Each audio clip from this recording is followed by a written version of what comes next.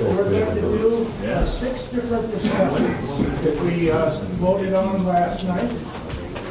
We're going to have the same format as the recovery meeting. So meeting room 1, room 2, room 3, room 4, room 5, room 6. They're numbered. So are the topics. So you get to pick the one you want. We're going to start in 10 minutes. So in 10 minutes, you can take a nap, take a walk, change your clothes, get a shower, and fix the chairs in the rooms with the slider. We'll start at 11:30. At 12:30, we're going to come back as a group. And each of the 6 groups is going to take a few notes as they talk. What's most important comes up in the group for each group. And ask one person in the group who's going to get 3 minutes. They don't have to have summary. They're just going to, whatever they came out of the group with, some sense of it. And to make it easy, 3 minutes each. So you just flip this over, and when it's empty, you pass it along. Okay? Go. Ready? Go. No pressure. No. Hi, everybody. I'm Elizabeth. Hi, Elizabeth. I'm going to introduce myself as a second-generation Buddhist, Shambhala Dharma brat. So my parents were Buddhist practitioners, and that's why I raised my hand and said that I've been practicing for 32 years. When I took refuge when I was 7 years old. And I'm new to recovery, and so I was in the 12-step and Buddhist intersection group. And I came probably from the opposite side of the spectrum from most people. And so I asked us to talk about my experience of Buddhism being insufficient as a path for me personally, and that I needed to come to a 12-step program to actually get recovery. And so I just recorded some of the things that were said, and I'm just going to read what I've written down. And one of the things that was said was that we need to listen to all of it, because as humans, everyone suffers from some type of addiction. The 12 steps are actually Dharma as well. Anything that is truth is Dharma. The central principle of the 12 steps is actually the fellowship, one drunk talking to another. And for me, I really appreciate that continuity and the lineage that's led us here. Sometimes we, with one program or another, run the risk of practicing either Dharma light or 12 steps light. We don't have the two sides. We came to addiction through the same spiritual quest that brought us to recovery, which was seeking liberation, and that's a continuity for most of us. For many individuals seeking recovery through Buddhism, it's because they don't like AA, and they may not stay clean, however, without the 12 steps. For some, the first experience of a silent retreat was absolutely miserable. The example was given, praying for someone in the family to die so that I could get out of it.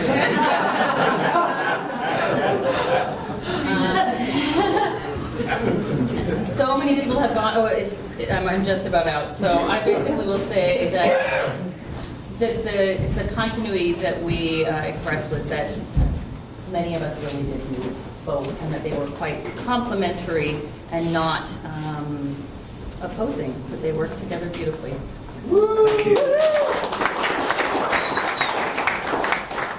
My name's Mike, and our group was on the Bodhisattva. Codependent or not? Yes, maybe. So I'll just briefly describe group process and then some of the insights that emerged in this process.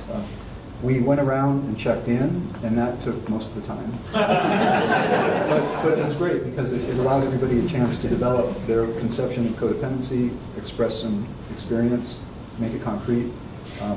So I won't go into the concrete details, but the question is, what's the Bodhisattva idea? Well, the Bodhisattva vows to save all sentient beings.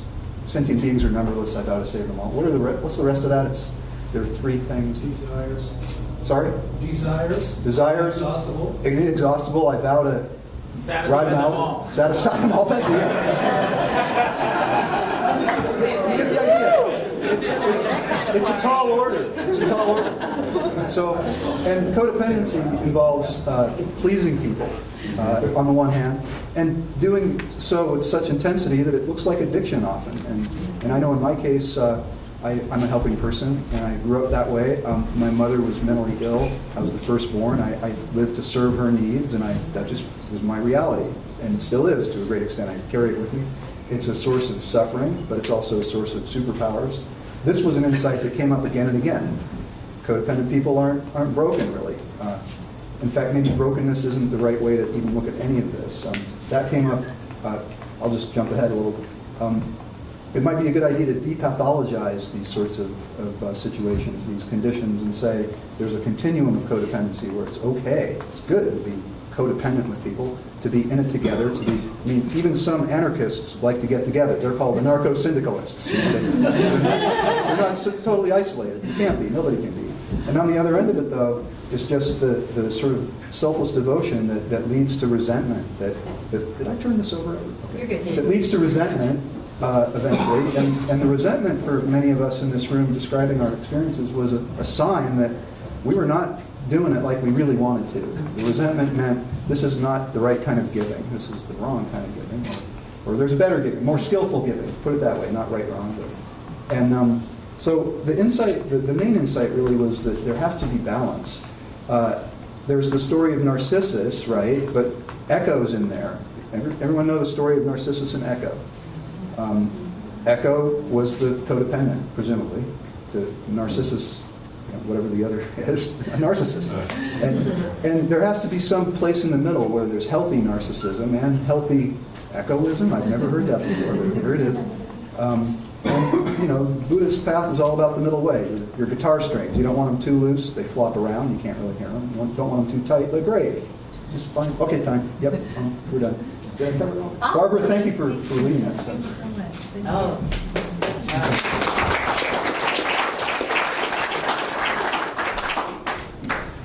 I'm Mike, and I apologize if this is like being sprayed from a fire hose, but here we go. Hey. So we've heard on mentorship/sponsorship. And we've heard a lot about how recovery can benefit from Buddhism, and there's a sense that Buddhism has a lot to learn from 12-step recovery about mentorship and sponsorship. Comment, this is an area where we struggle, and they were speaking specifically about refuge recovery. A person spoke about concern for not knowing about the lines, in terms of being concerned about crossing lines. I knew and want to learn what sponsorship looks like. I want to know the boundaries. And I forgot my big lead, which was, to hell with the easier, softer way. If they can't sit for 20 minutes and look at themselves, then they should go do AA.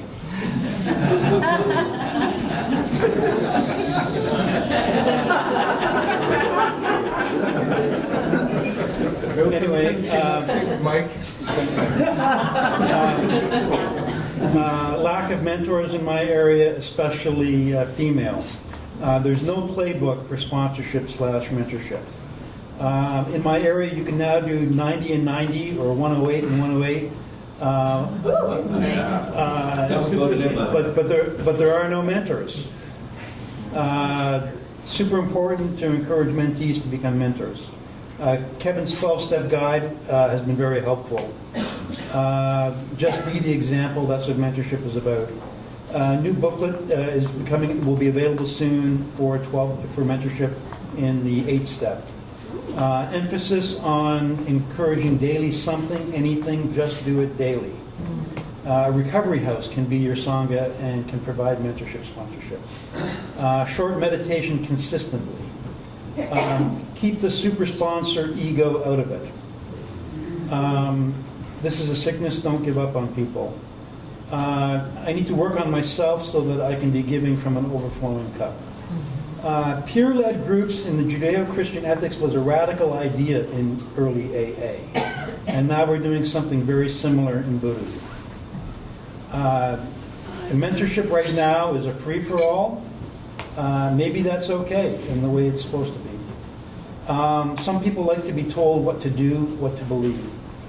And Noah takes back what he wrote in his book. In fact, thinks maybe he was a bit too hard. And you can quote him into your own groups about an addict with one day clean can help the newcomer. And on a personal note, I often speak about meeting buddies. That's what got me clean. I had meeting buddies well before I had a sponsor. And I share about that all the time. So it was interesting and ego deflation on my part to learn that people are writing about Dharma buddies. And so I didn't invent the idea. And someone pointed out, not only did we not invent the idea, but there's a 2,600-year-old tradition in Buddhism called Kalyana Mitta, and that maybe what we're really doing with mentorship sponsorship in the Buddhist community is rediscovering that very ancient tradition. So that's what came out of our group. Nice.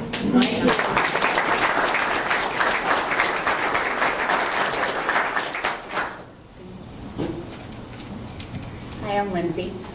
I did not take any notes. I feel like I'm one of the only people up here who didn't, but I'll see if I can do our group justice without any. So I had the pleasure of being a part of the discussion group around mental illness and spiritual emergency. So there are some of us in the room who were professionals as well as have a lot of personal experience with this. So we kind of talked about a really wide range of things in regard to that. One piece that really stuck out to me is we talked a lot about the languaging around it and how mental illness can also be viewed as being neurodivergent. And a psychiatric episode can be viewed as a spiritual emergency, and how some of this terminology shift can be very helpful for people in being able to access support and have these experiences in a different way than culturally they are often viewed. And so that was a piece that I found incredible. We talked about how people's different experiences and how they have been viewed, or experiences they've had that have been both helpful and hurtful within 12-step communities and Buddhist recovery communities.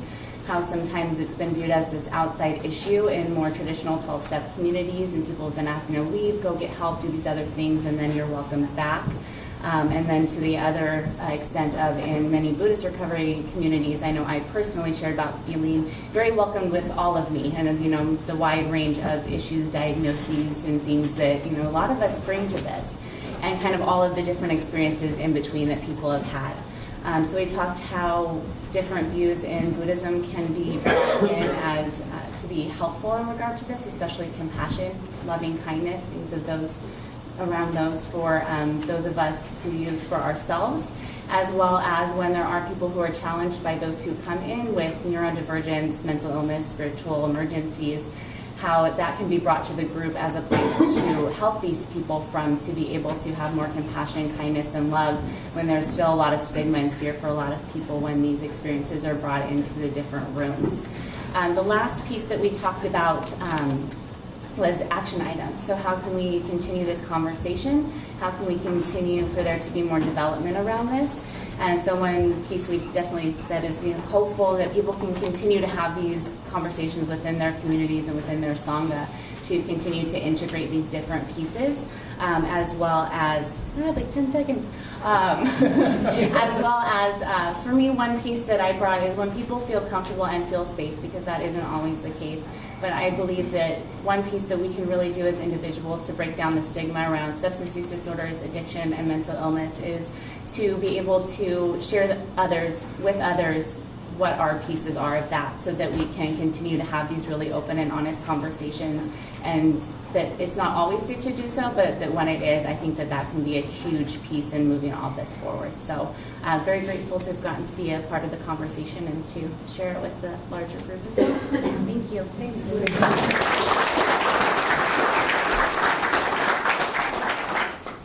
Hi, I'm Janine, and our group was different characteristics of recovery. Hi, Gary. So I am going to list off, we did it as, challenges and then useful tools. And the groups that we were involved in, or that we are involved in our study group, we've got a mindful recovery meeting going that's not attached to a program. You've got Buddhism in the 12 steps, people that are in the 12 steps, refuge recovery, and heart of recovery. So that's what informed our meeting. Here's the challenges that we're finding. People don't necessarily come back because the mindful recovery meeting isn't a program.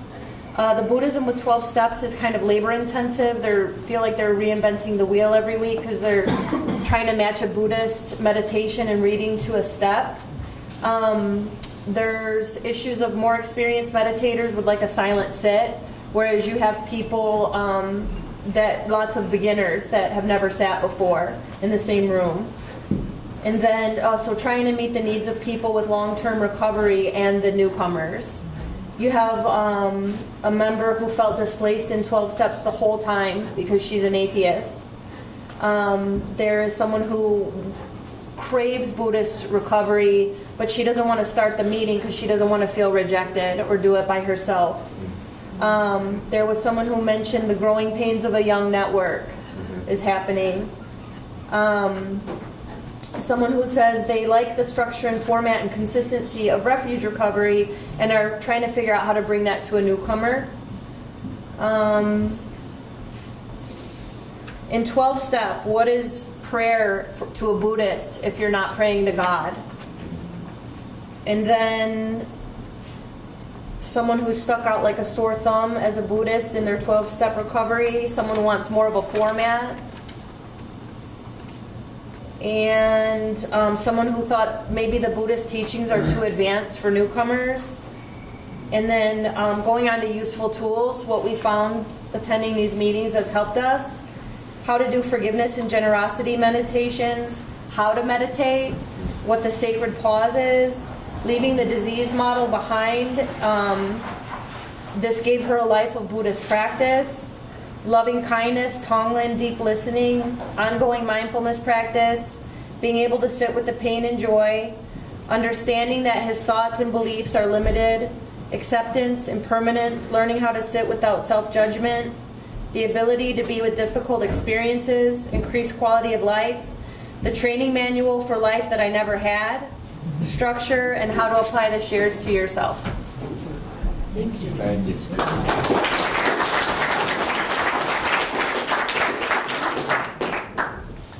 So, dear friends, my name's Pete.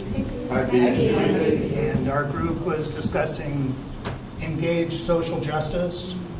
And we started out by kind of defining what that is, which would include certainly racial, economic, sexual justice, earth justice, and related topics. And I was given some notes. Of course, we're living in such challenging times, and these issues are so charged that as starting with taking care of ourselves was really the most primary point. That if we're not looking within and looking at the charge and finding a way to restore and refresh ourselves, and also to look as while we're looking outside, whether we're condemning other fellowships or other political parties or racism, intolerance and ignorance, that we look at all of that within ourselves, because it's so seductive to think that my brand of judgment is somehow morally superior to theirs, or that my intolerance of intolerance is somehow divinely appropriate. We spoke about how is this addressed in recovery meetings. How can we bring this up? And of course, in the 12-step world, this would all be called an outside issue. And in our Dharma worlds, we want to be very inclusive and cautious about how and what we're talking about. But it was brought up that if your recovery is the central focus of your life, as 12 steps suggests, it's evident in all of your affairs that, again, as Buddha taught, if your practice is the central point of your life, the value of your practice is evident in all of your affairs and everyday living. That if we are practicing Buddhist recovery, then our Buddhist recovery encompasses all of our life, and there are no fucking outside issues.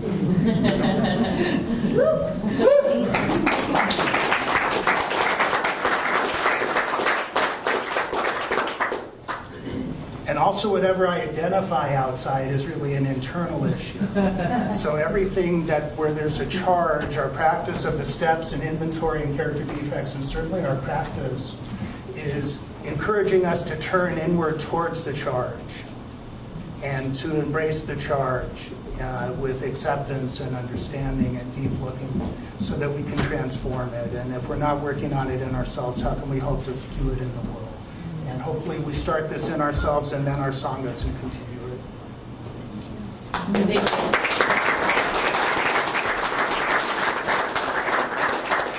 Thank you, spokespeople, and thank you, facilitators.